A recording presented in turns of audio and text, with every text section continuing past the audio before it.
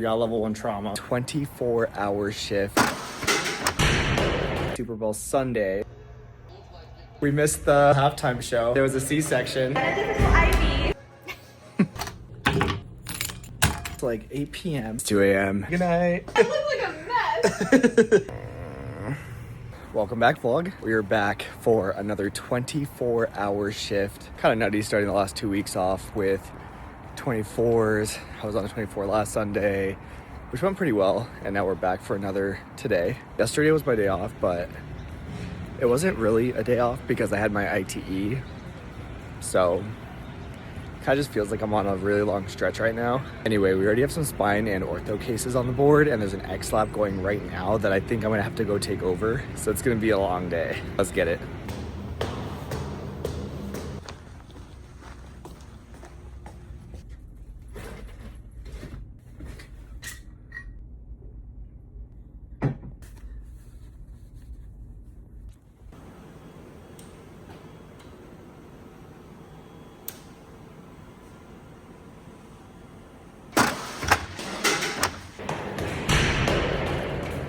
All right, so we have started our day. My case is going, my co-resident's case is also going. I'm in a pretty straightforward ortho case, so nothing too crazy, very stable, young, healthy person. Otherwise, my next case is also an ortho case, but it's on a more sick patient.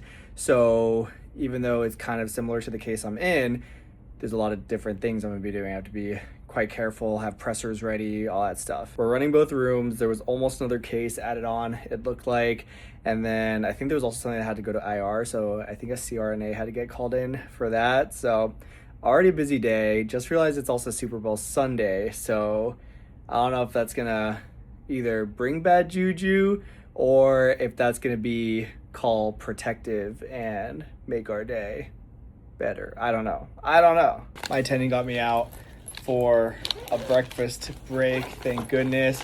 We got a stacked lunchbox, got snacks, got popcorn. For breakfast I've got banana and eggs as usual, love this stuff. And then like, I'm not even kidding guys, just a bag full of stuff, like an extra Celsius, yogurt, we got some chocolate, 2 protein bars, a turkey meat stick, bulgogi fried rice, Scandinavian swimmers, and yeah, on call when you're gonna be here for 24 hours, you just stock up, baby. Just bring a bunch of stuff from home. All right, I'm gonna eat and then head back to the OR.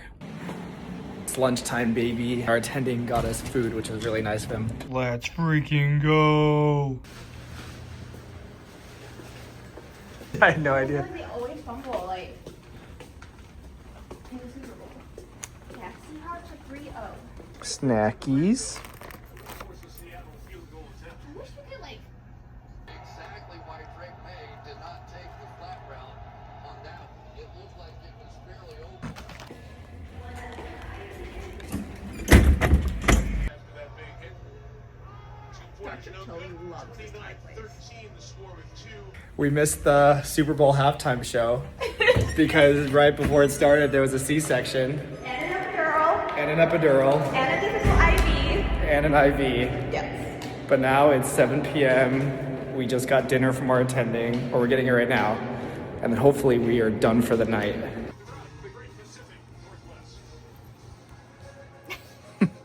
All right, so it's like 8 p.m., a bit early, but we are actually going to the call rooms just to lay down because you never know, and you should always take advantage of the downtime that you get. Good night. I look like a mess. I think you look great.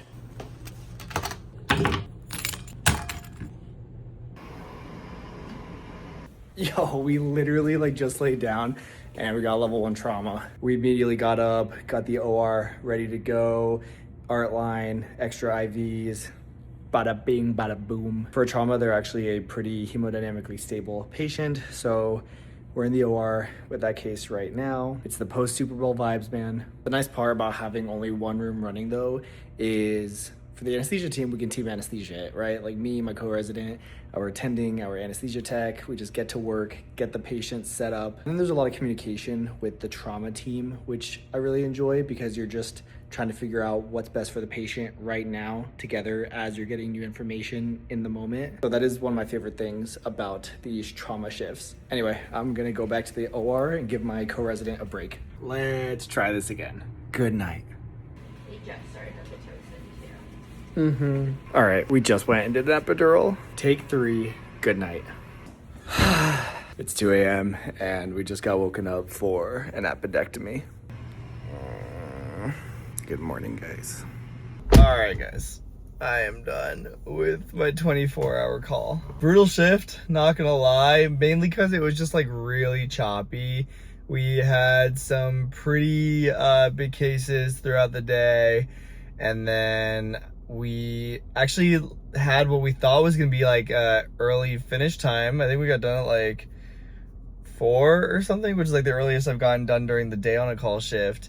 And then we got called for a C-section, which I totally forgot. Me and my co-resident are both now OB trained, so now we can take OB stuff on these call shifts. So we went and did a C-section, and then after that we had to do an epidural, came back. I don't even know what time it was at that point. I think it was like almost 8. And then we got called for another epidural, so we went and did that. And then we went back to the call rooms, got called for an X-lap, went and did that, went back to the call rooms, got called for a lap appy, an appendectomy, so we went and did that, went back to the call rooms, and then actually like a minute after I woke up, I got paged to go evaluate an OB patient, which we actually got like 2 of those throughout the night as well. So just like really choppy, like we would basically lay down for like half an hour to an hour and then have to get back up. And yeah, I don't know if you guys can see it on my face, just really broken sleep. From a work standpoint, not a bad shift, like everything went really well. And I had an awesome team, my co-resident, our attending, really awesome folks, and I really like working with them. But now it's one of those post-call days where I didn't get enough rest to really have a good post-call day, which is unfortunate. So I'm gonna head home and shower and whatnot and see just how my body's feeling. If I need to take a nap, I'm gonna go take a nap. If I think I can stay up and have a fun day, then I'll do that. But I don't know what it's gonna be right now. I guess I'll find out. See you guys later. Post-call breakfast. Oh my gosh.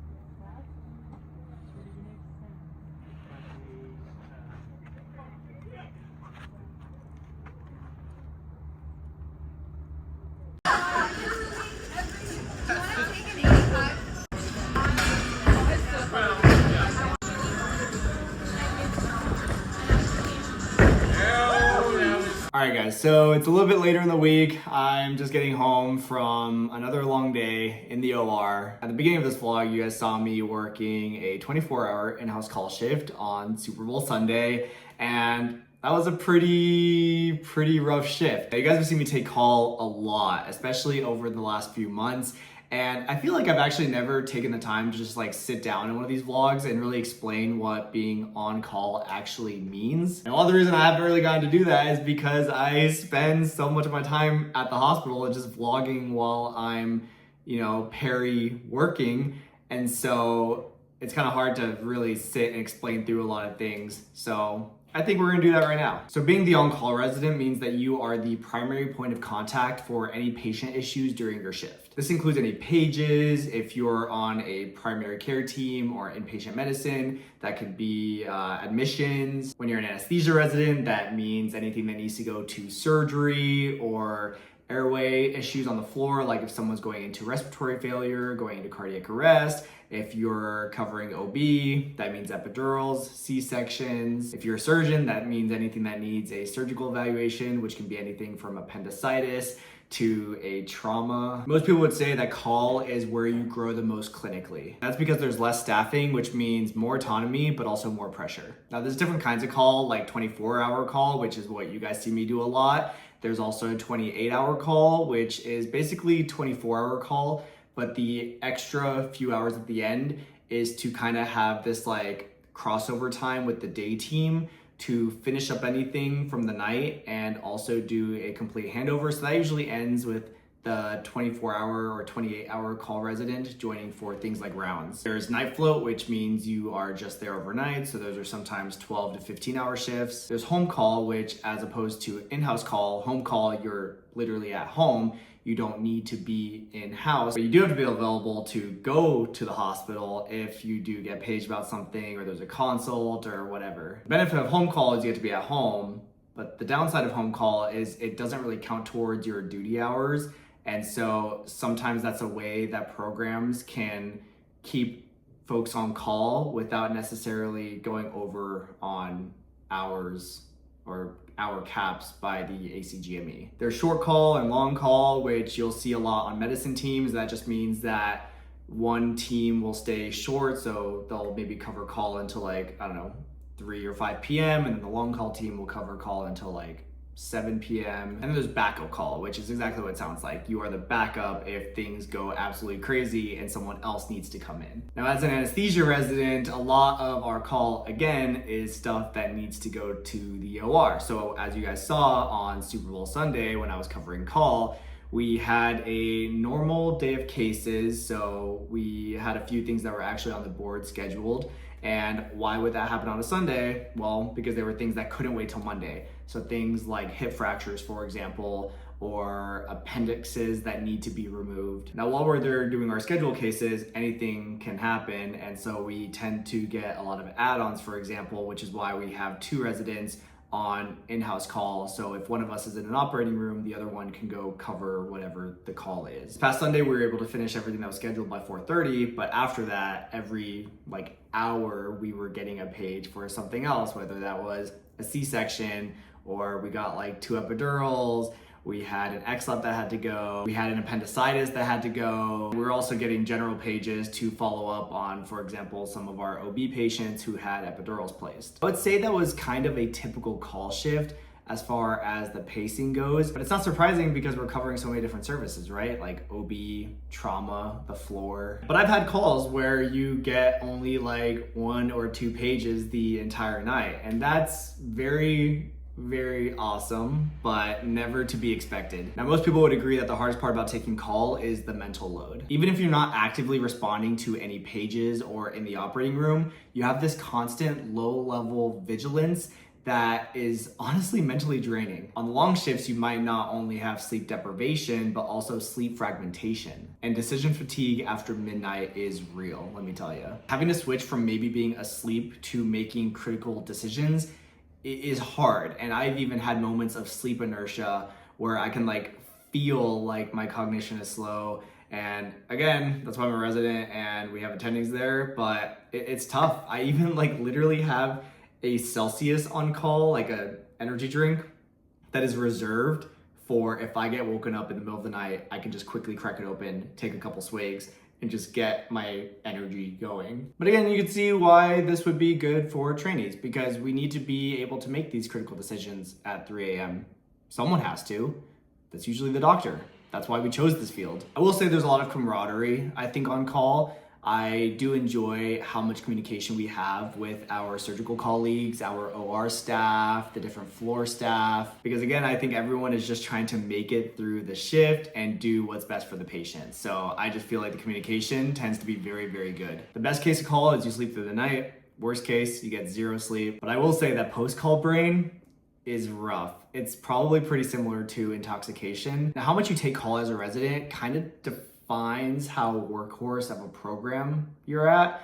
So for example, I have friends at programs that don't really take a lot of call because they don't have the census or the traffic for it, or they are lower acuity centers and don't get big traumas and transplants or whatever it is, right? If you're not a level 1 trauma hospital, you're not going to get any of those level 1 traumas. So it kind of makes sense. My program, we kind of have a lot of call requirement because we cover different centers, We take trauma call, we take OB call. Eventually I'll be hearts trained and I'll be able to take liver call, heart call. So again, the responsibilities kind of go up the more training I have. And I don't know if call will ever get better. I think maybe the tactile part, like the procedural part of it will get better as I am more trained and more comfortable in different clinical scenarios, but I don't know if the mental part will ever get easier. Right now I'm taking call like at least once a week minimum, I think, but like for example next week I do a 24-hour OB call on Monday